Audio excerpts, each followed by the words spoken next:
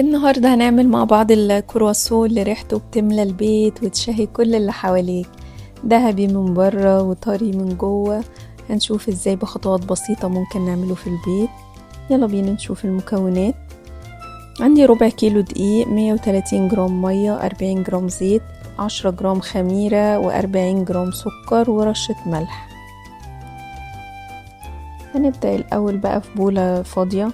هنحط الأول اللبن وعليه الخميرة والسكر،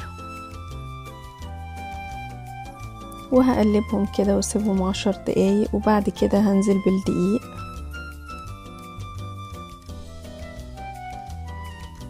والملح وابدأ بقى اعجن. والزيت هنا هحطه على يعني مرحلتين 3، كل ما العجين يبدأ يلم كده هحط منه حوالي معلقة.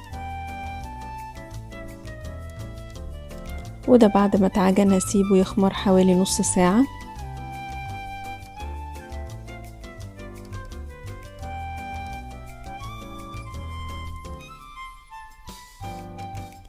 بعد ما خمر بقى هبدأ اعمله كروت كده،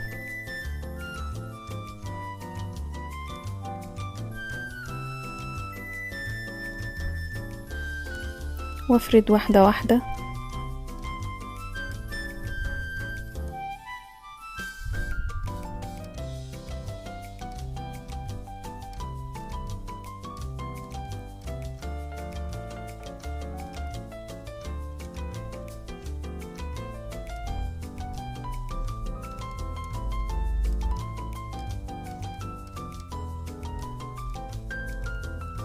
وبعد كده بقى هدهن كل واحدة، هفردها هدهنها من على الوش كده زبدة.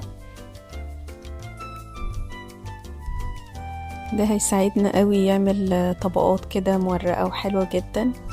وبعد كده هحط بقى اول واحدة على جنب وافرد واحدة كمان.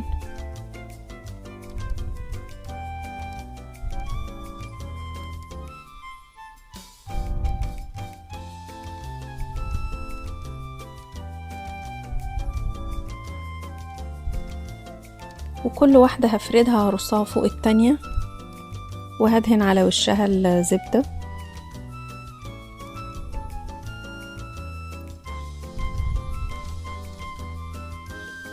بعد بقى ما عملتهم كلهم وفردتهم، هبدأ بقى افرد العجينة مرة واحدة كلها، وهكمل بقى فرد فيها لحد لما تبقى دايرة كبيرة كده.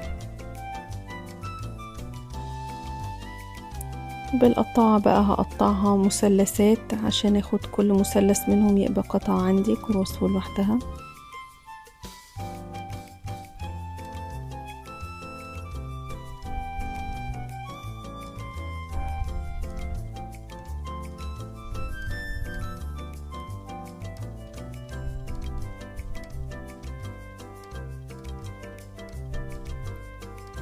وبعدين هعمل كده ايه تقطيعة صغيرة من تحت. ده بيساعدني وانا بتني العجينة عشان الحشوة تبقى يعني ما تخرجش من بره. واحشي كده واحدة ورا التانية. انا هنا اخترت نوتيلا، ممكن لو حابين تحشوا جبن او اي حشوة انتوا حابينها، او حتى لو تعملوه سادة برضو كله هيطلع حلو. وده بعد ما خلص هسيبه يخمر مرة كمان حوالي نص ساعة. وده بقى بعد ما خمر هدهن على وشه صفار بيضة.